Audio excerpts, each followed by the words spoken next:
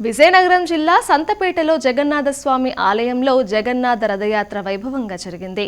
జగన్నాథుడు, బలభద్రుడు, సుభద్ర స్వామివార్లను రథాలపై కొలువు తీర్చారు.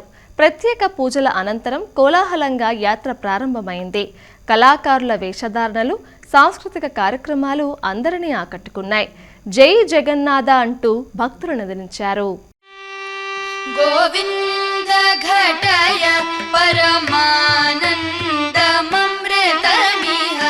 శ్రీనందతనయ బహు యోగీంద్ర సుర వినుత గోవింద ఘటయ పరమానందమృతమిహ శ్రీనందతనయ బహు యోగీంద్ర సుర వినుత